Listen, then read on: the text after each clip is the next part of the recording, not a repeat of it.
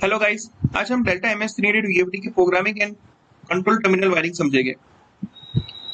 VFD में कैसे analogue input connect करते हैं, स्टार्ट स्टॉप एक्सटर्नल वायरिंग कैसे कनेक्ट करते हैं, VFD को कैसे रीसेट करते हैं, ये सब आज हम इस वीडियो में जानेंगे। पहले समझते हैं keypad control. Keypad control MS300 में वो चीज होगी जो हम VFD को कीपैड से ऑपरेट कर सके। अगर सपोज करो कि मेरा कोई एक्सटर्नल टर्मिनल नहीं है, ना कोई एनालॉग रेफरेंस जो है वो वोल्टेज जो है वो कोई पोटेंशियोमीटर से आ रहे हैं, सिर्फ मुझे VFD को ये ऊपर जो 3 नंबर है उससे मुझे फ्रीक्वेंसी बढ़ाना है, RPM इंक्रीज करना है मोटर का, और 4 और 5 नंबर से मुझे उसका फ्रीक्वेंसी अप डाउन इंक्रीज करना है मे बी। या तो मुझे अगर एक्सटर्नल टर्मिनल जैसे मैं रिक्वायर नहीं कर रहा और नॉर्मल VFD को सिर्फ VFD से ही मैं चलाना चाहता हूँ, ना कोई एक्सटर्नल स्टार्ट स्टॉप बटन रहेगा, ना कोई एक्सटर्नल पोटेंशियोमीटर रहेगा, तो ये जो स्टार्ट स्टॉप और रन का बटन है, इससे मैं VFD को स्टार्ट स्टॉप कर सकते हैं। तो इसके लिए 00 जो 20 है, ठीक है, ये हमको दो वैल्यू हमको सेट करने को देगा। या तो जीरो से हम जो ये तीसरे नंबर का जीरो से हम ये जो डिजिटल कीपैड है 4 और 5 नंबर से, वहां से हम फ्रीक्वेंसी प्लस माइनस कर सकते हैं। और ये 7 का मतलब हुआ ये छोटा सा जो थर्ड नंबर लिखा हुआ है, ये एक छोटा सा पोटेंशियोमीटर रहता है इंटरनल MS300 कीपैड के साथ रहेगा, वहां से हम RPM या फ्रीक्वेंसी प्लस माइनस कर सकते हैं। और जो 0021 है, जब हम ये 0 सेट करेंगे तब हम यहाँ से मतलब जो कीपैड है वहां से ही हम लोग मोटर को स्टार्ट स्टॉप कर सकते हैं।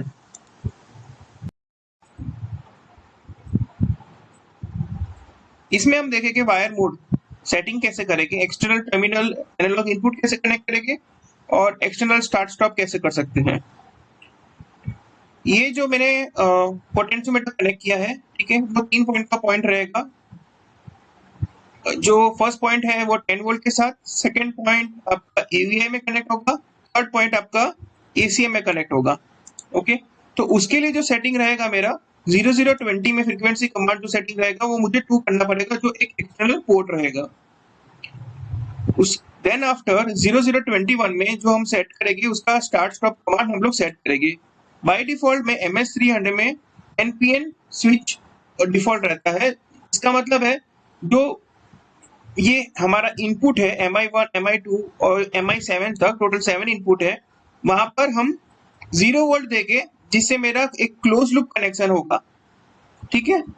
और इनिशियली हम जब एक्सटर्नल टर्मिनल सेट करते हैं और 00-21 में जब हम 1 सेट करेंगे तो ये हमारा MI1 और MI2 ये जो फर्स्ट 2 पॉइंट है वो हमारे लिए रिजर्व हो जाएगी एज अ फॉरवर्ड और रिवर्स के लिए।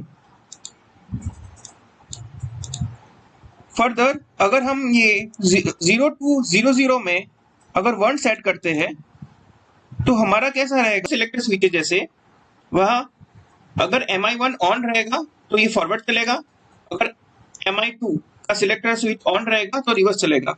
एट ए टाइम अगर दोनों ऑन है और कहीं PLC से दोनों आउटपुट ऑन हो गए MI1 और MI2 के, ठीक है, तो ये स्टॉप मोड में ऑटोमेटिकली चला जाएगा।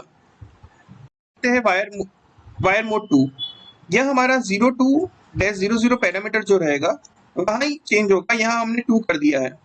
इससे फर्क क्या पड़ेगा कि जो मेरे पास जो सिलेक्टर स्विच है, पहले हमारा जो कनेक्शन था वो फॉरवर्ड रिवर्स से दोनों जो सिलेक्टर स्विच है वो फॉरवर्ड और रिवर्स दोनों डिसाइड कर रहे थे, या तो फॉरवर्ड स्टॉप था या तो रिवर्स स्टॉप था।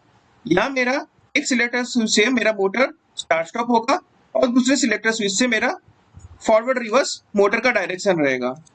डिफरेंस ये वायर मोड 2 में और 1 में यही है। ये वायरिंग मोड का थर्ड एग्जांपल रहेगा, जिसमें 0020 और 0021 में as it is same parameter रहेगी। हम कई एप्लीकेशंस में रिक्वायरमेंट होता है कि स्टार्ट स्टॉप जो मोटर का रहेगा वो पुश बटन से होना चाहिए, और डायरेक्शन जो है वो मेरा सिलेक्टर स्विच से चेंज होगा। तो उस केस में हम 02-00 में 3 वायर मोड ऑपरेशन सेट करेंगे।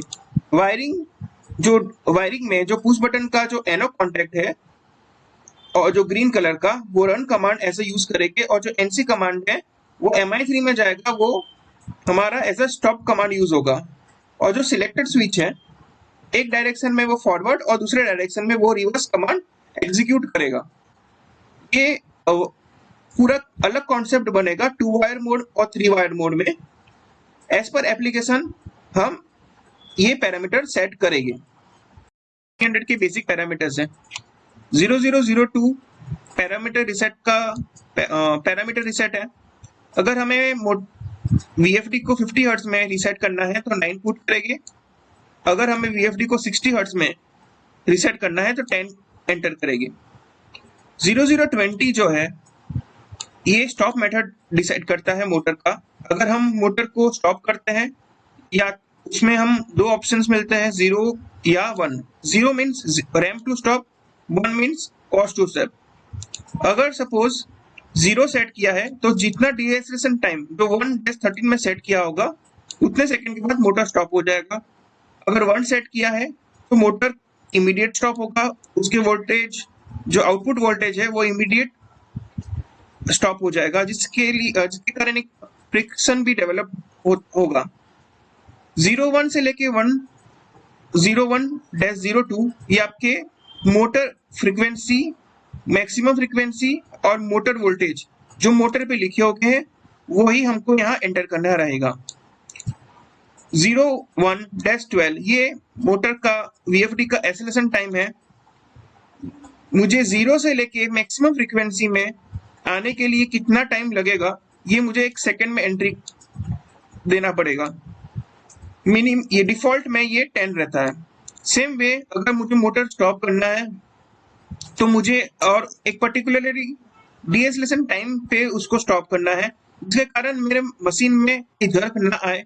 तो 01-13 में मैंने जितना हो सके एज पर मशीन कैरेक्टरिस्टिक्स मैंने यहाँ डीएक्सेलरेशन सेट करना रहेगा।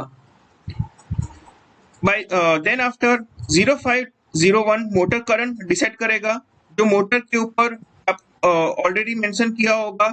सेम वे 05-02 मोटर पावर भी एंट्री हमको करनी पड़ेगी as per selection of motor. अगर सपोज मेरा एक VFD है और मोटर उससे लोअर रेटिंग है तो ये पैरामीटर्स मस्ट सेटेबल रहेंगे। सो आज हमने सीखा MS300 के प्रोग्रामिंग और उसके टर्मिनल वायरिंग। अगर कुछ भी इसके बाद डाउट्स हो तो प्लीज मुझे कमेंट करें, और अपने फ्रेंड्स के साथ लाइक, सब्सक्राइब और शेयर प्लीज करिए। Thanks for watching.